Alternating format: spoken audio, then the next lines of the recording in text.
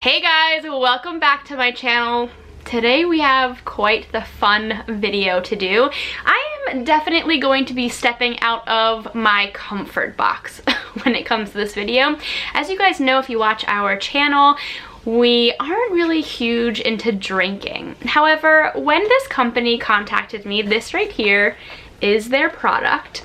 When they contacted me and asked me if I'd be interested in doing a video with them, doing a collaboration with them, at first I was a little hesitant, and then I was like, I kind of have a fun idea, and they were all about it, so here we are. As you can tell by the title of this video, you basically clicked on it to see me just boozed up, and I haven't gotten there yet. If you don't watch our channel, let me catch you up to speed a little bit. I have a almost 6-month-old daughter. Time has flown by, and I am breastfeeding her. A lot of people over the past 6 months have asked me questions regarding alcohol consumption and breast milk, and there is a lot of information that is out there right now. Some of it's contradicting, some of it is brand new, some of it is kind of seen as outdated at this point. As technology has advanced, companies have come out with testing strips that can test the amount of alcohol found in your breast milk. Now, I am not a scientist, I am not a physician, I have no medical background. While I'm going to try to get this experiment to be as valid as possible, we can't really eliminate certain factors. Really, alcohol consumption should be always at your own discretion, as well as using these strips. But I figured this would just be a really fun experiment to try. So basically what's going to happen is, step one, I am going to test my breast milk now without consuming any alcohol. Medically approved. It says remove the test strip from sealed pouch and use it as soon as possible. Dip reaction pad in breast milk for 5 to 10 seconds. Read the result at 2 minutes exactly by comparing the reaction pad color with the color scale on the card. Do not interpret results after 3 minutes. Yeah, so it says it's 99.9% accuracy. Alcohol detection guaranteed.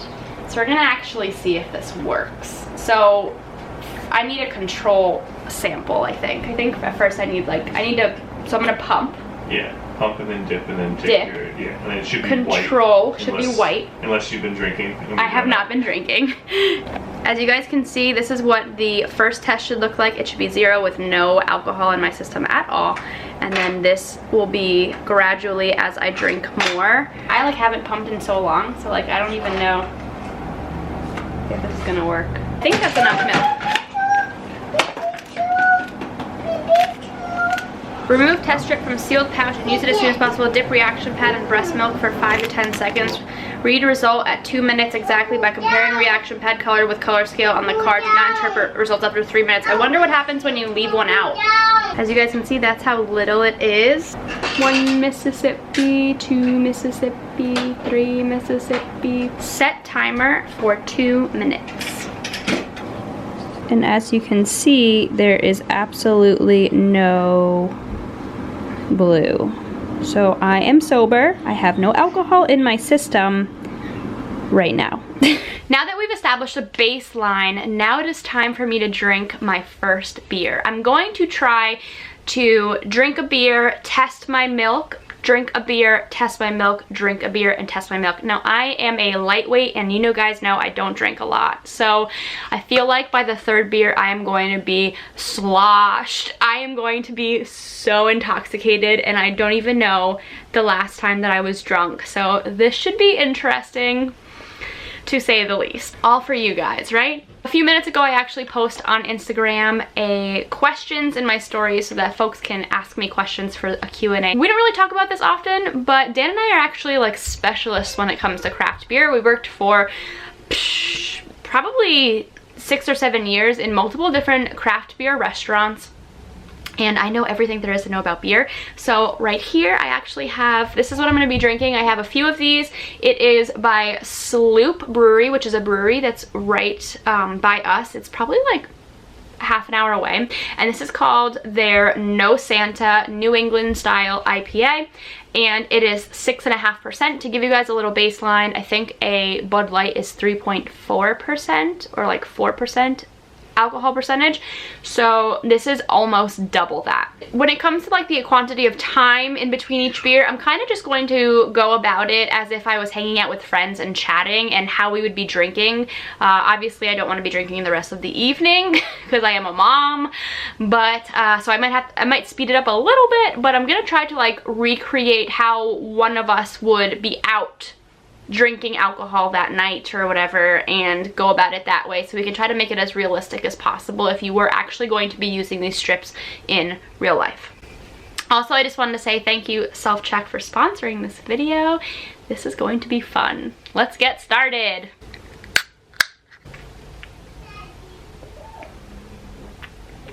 Ooh, that's good. Start a YouTube channel, they said. I'm just gonna go in order. I'm not gonna skip any. Are you starting any new holiday traditions this year since it is Will? Probably since it is Willa's first Christmas. Have we started any new traditions? I don't think so. Not yet. We did go to that light show, which we had never gone to before. That was a parade. I'll link that in the iCards if you guys want to see what I'm talking about, but it was like this really awesome light parade. I feel like we're probably going to do that every year from here on out, but yeah. Other than that, no. Do you still have your Etsy store? I loved those clips. Do you use them at home?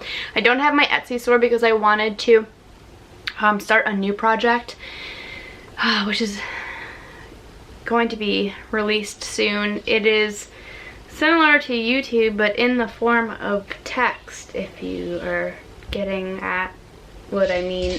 Am I already drunk? I don't even know what I'm saying. I don't use pacifier clips because neither of my kids want pacifiers. Trust me, I'm all for pacifiers. Neither of them wanted them. I wasted a lot of money on pacifiers. How many kids do you want to have? Love your vlogs. Thanks. 4, 2. We might have all the kids that we have already. Guys, I have a problem. We might have all the kids that we have already. Okay. You guys are gonna be like, she's totally milking it for the camera. I promise you I'm not. This is gonna be a problem. I'm like 1/3 into one beer and I'm already like messing up sentences. We wanted to have 4.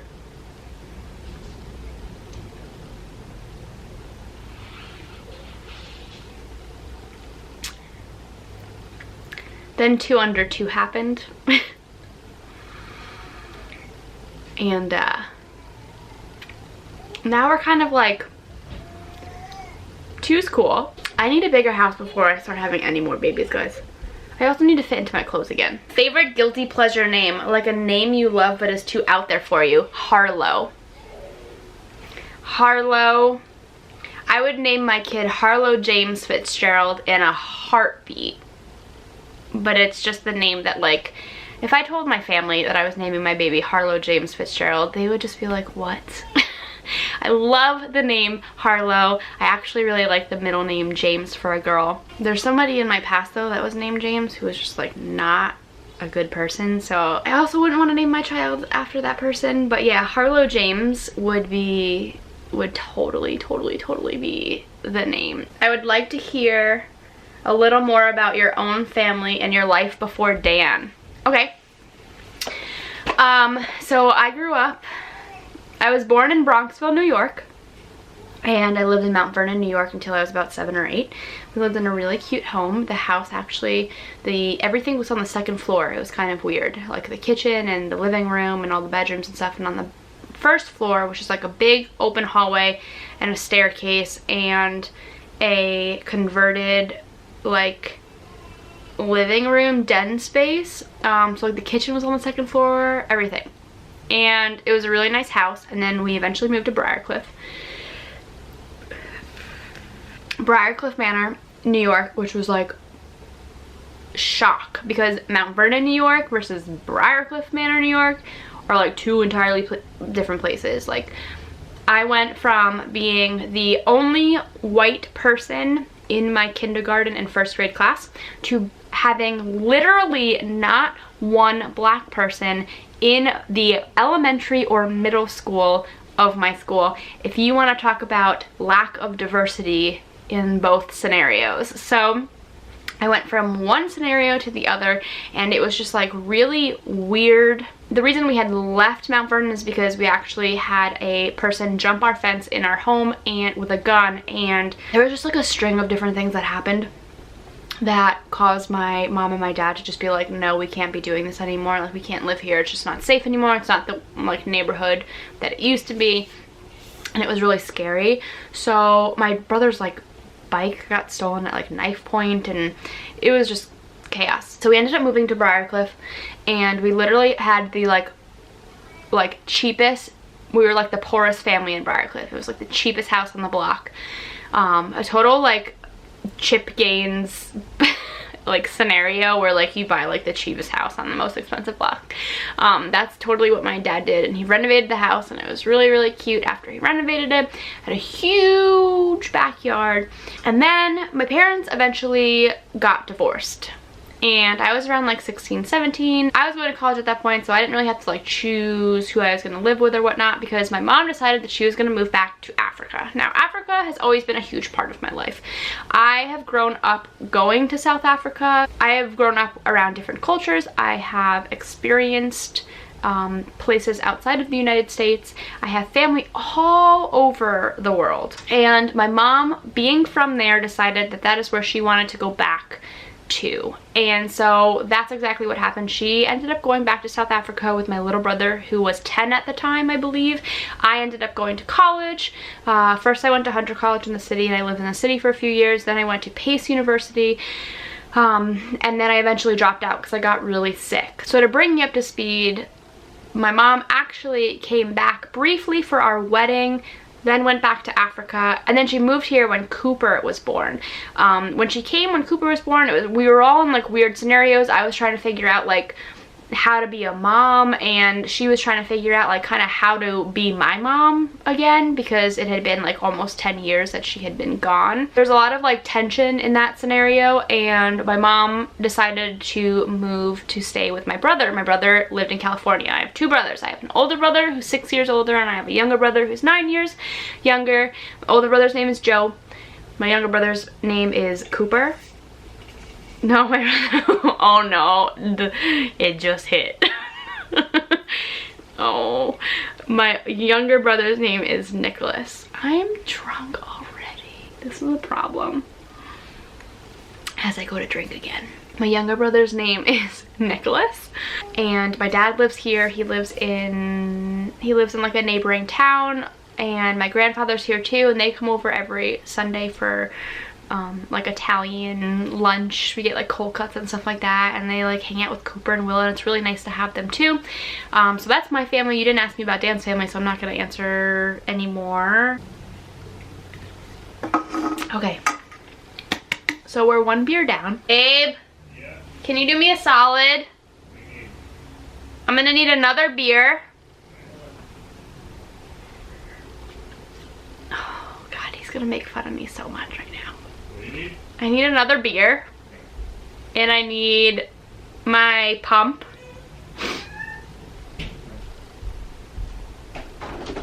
What's the next thing you need? I need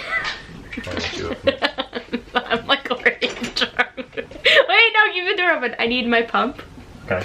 I need, this is like so bad. Like the last time. I know, because I'm a mess. Okay, I haven't had lunch or breakfast. Sure, you didn't eat anything today. Okay, I need my pump. Okay. And I need Holy crap. Okay, I need my pump, and I need what am I trying to say? The other tests. I need those tests because I need to compare them. Those? No, I need like the ones on the table. Oh. Your sister just texted me and said I can come to the hospital whenever. Dan's sister just had a baby. Well, you're not driving to the hospital. No, I'm not driving anywhere. Do you know how funny that would be if I just showed up and I was like, where's the baby? I'm gonna pump while we talk about Mush. So, well, Mush is awesome. She's our dog. So in Dan and I's relationship, we decided, I think I just slurred that word. At one point in Dan and I's relationship, we decided that we were going to get a dog. And we looked for a few months. We went to a few different places. I was literally just gonna say we went to a few different rental places. No, we went to a few different like adoption areas. What is that called? Humane societies. So one day I'm on Instagram and all of a sudden I pull up my feed and a person had posted of this picture of a dog. Lo and behold, he was a director at a humane society. She was up for adoption and it ended up being Mush. I live in New York, like where are you located? Because for all I know, it could have been like Australia.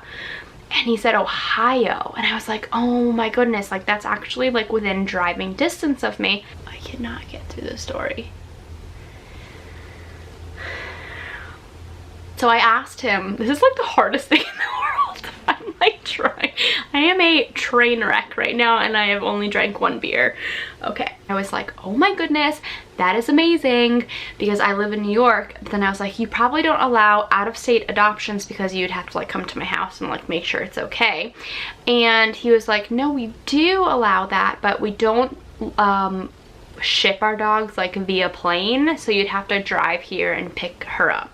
So we actually adopted Mush without ever meeting her.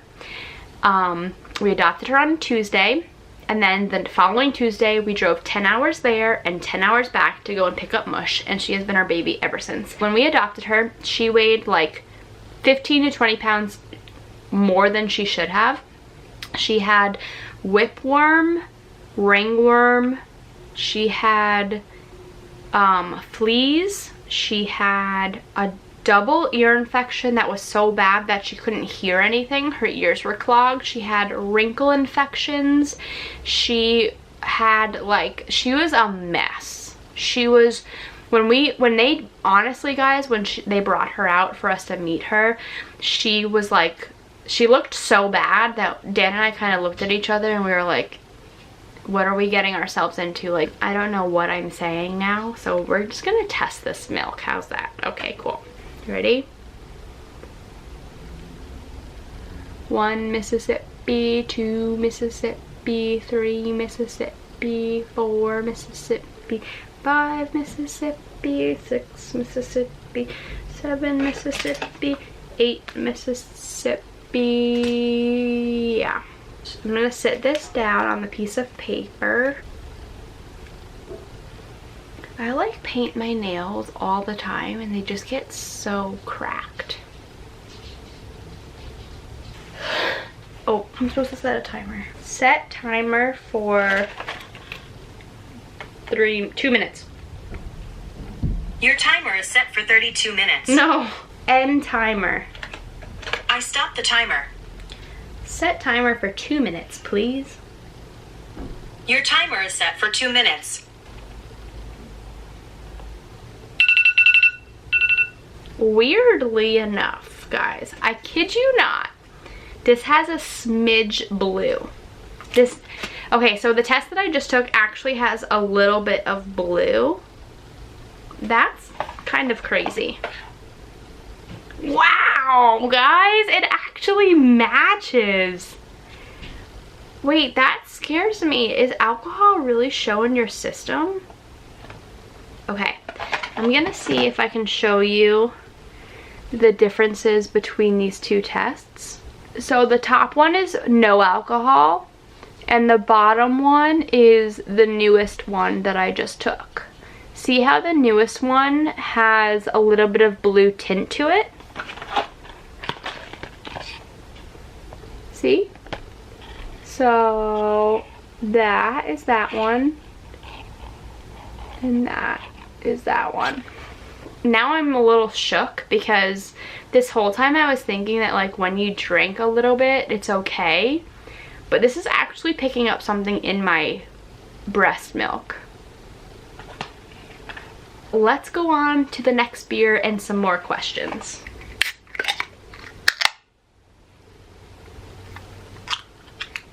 How do you have time for intimacy with 2 children? Okay, real talk, honestly guys, I'm very weird when it comes to intimacy after giving birth. And I was that way with Cooper, and I thought something was wrong with me. And then I realized that when I was that way again after Willa, that there's actually nothing wrong with me. When I'm breastfeeding and like postpartum in those early stages, my entire being is dedicated to keeping my child alive and just like feeding my child, like my breasts, and just like every part of my body is just, okay, so I'm about to get like crazy right now. Like, I can't believe I'm actually gonna be talking about this on camera, but like, your breasts are meant to feed, and like your lady box, like that's where the baby comes out of. Like, those places on your body that are like sexualized are also like very important parts of your body for procreation. I think that it's completely acceptable for you to take however long you need to transition from one to the other. So when I had a baby, when I had Cooper, when I had Willa,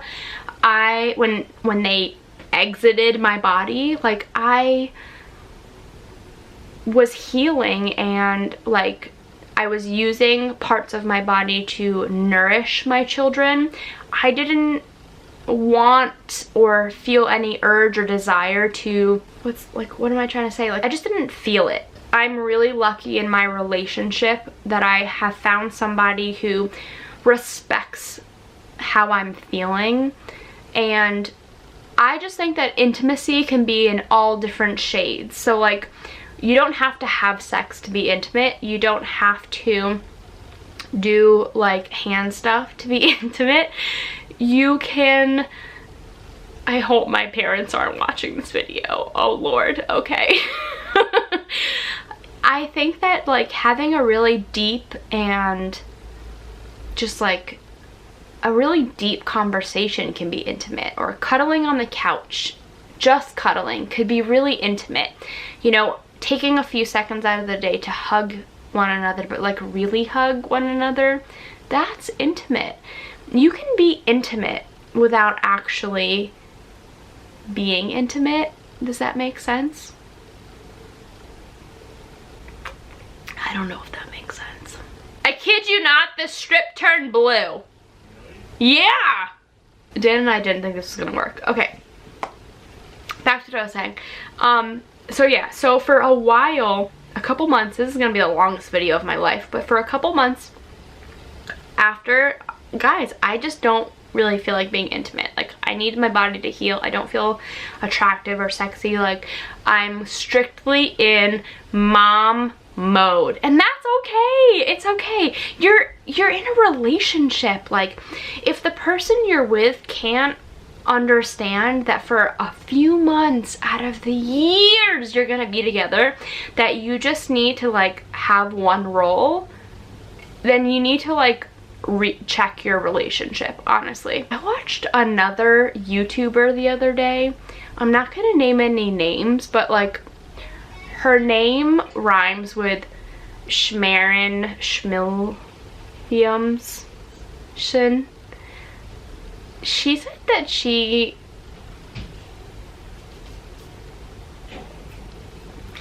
like multiple times a week. I don't know how you have time for that. I just want to let you know, guys, I'm here as the other extreme, just letting you know that like, it's okay. Quality over quantity. Okay? Okay. Would you have considered filming a what I eat in a day keto? I've already done that, and I will link it in the description. Nope, I will link it over here in the iCards. Beer literally just poured out of my mouth. Do you have any family or friends close by, or is it just you, Dan, and the babies? We have a few people. We have Dan's whole family is around us. He has 6 siblings and his mom and his dad. They all live within like a half an hour of us. And then I have my dad and I have my grandfather as well. I also have my grandfather's sister who lives like literally a few roads down. So that's nice. How do you stay positive getting pregnant after a miscarriage? You just have no choice. You can go into it being scared and miserable and sad and heartbroken, or you can go into it trying to be optimistic and positive for the sake of the baby that you could potentially have, you know? And whenever someone messages me and says that they had a miscarriage and they're now newly pregnant and they're scared, I say the exact same thing to them. I say, how do you expect that baby to be happy and positive if you can't be happy and positive yourself? So try to just think positive thoughts and to just, I feel bad. Willa's crying right now because she's not in her crib. You kind of just do it. As a mom, you had a baby. You have a baby. They're just in heaven. Or wherever you believe they are.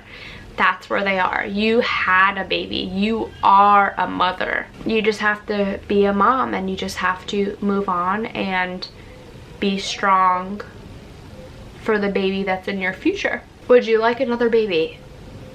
Yes, in a couple of years. This is terrible. Okay.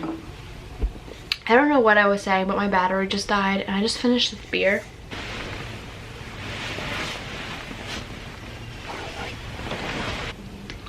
Alright. I'm pumping. This is beer too. How do you and Dan fix problems in your relationship before and after marriage? You guys want to know the secret? Communication. If one of you is not willing to communicate,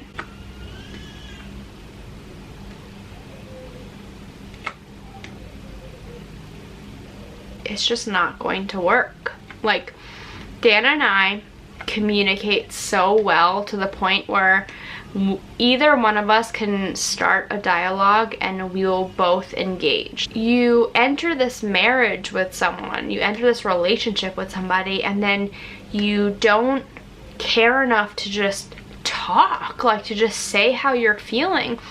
It doesn't cost money, it doesn't take effort. Like, just say how you feel and you would be so surprised like how much positive change can come from that. Even the strongest, most amazing relationships that are just filled with so much love and lust and just amazingness, even those relationships get icky. Isn't it weird that we make milk as humans? Like, isn't that weird? We like our cows, pretty much. 1 Mississippi, 2 Mississippi, 3 Mississippi. Set timer for 2 minutes, please. Okay, your timer is set for 2 minutes. This is just like too much for me to handle. If you weren't doing YouTube and had to have a job, what would you think you'd be doing? I would be a labor and delivery nurse or a lactation consultant. Totally. Okay. I'm gonna compare the white one to this one so that you can see the difference. I'm not going to compare the one that I just took because I think that it gets darker as time goes on. So there's the difference. As you can see, like, there's a huge difference between these two. How crazy is that? We are going to do one more beer and a little bit more questions just for the sake of this video. I don't know if I'm gonna handle it. I feel like I need to like eat carbs right now, but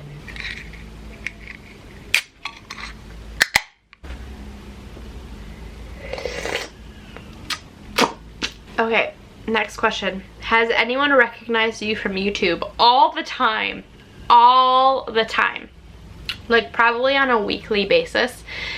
We get recognized all the time. Were you ever in a serious relationship before Dan? I was only ever in serious relationships before Dan. I'm so drunk right now. Oh my goodness.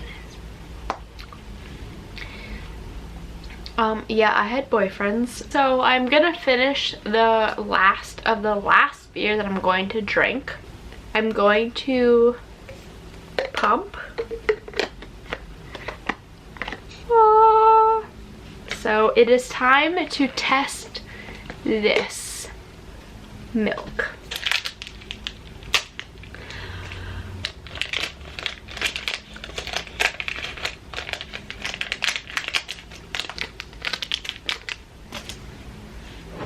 One Mississippi, 2 Mississippi, 3 Mississippi, 4 Mississippi. Your timer is set for 2 minutes. We are going to set the timer for 2 minutes, and this is the end of our experiment. We are going to see if the strip turns out more blue than any other strip. Timer done! Alright, so 3 beers deep, 6.5% ABV within about 2 hours. And this is what the color of the strip is. So let me show you. That's the color of the strip.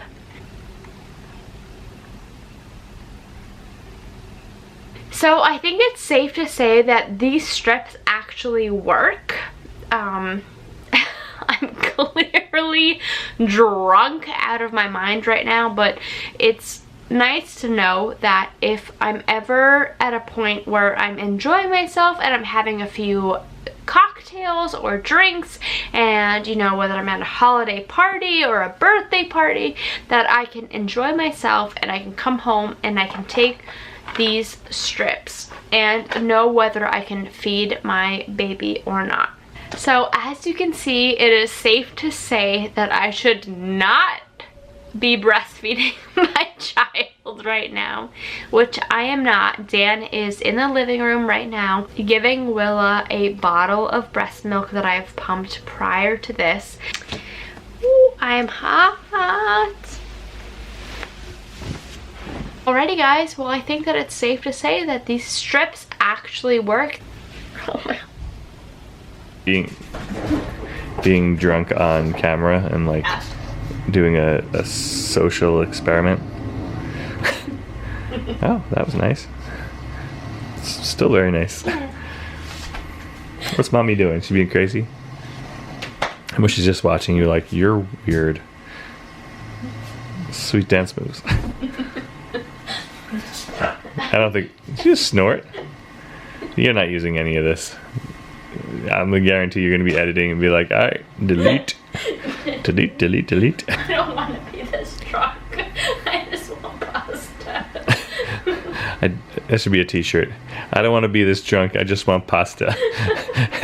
People wear it when they go out. But like, they have to wear a hoodie or something. And then when they get really drunk, they just take the hoodie off. And he's like, I don't want to be this drunk, I just want pasta. But you can also do like donuts and pizza. Yeah. You can change it up. So it got real blue, huh? Yes. Is that you now? Yes, this is me. The blue is me right now. Yeah, that's crazy. How crazy is that?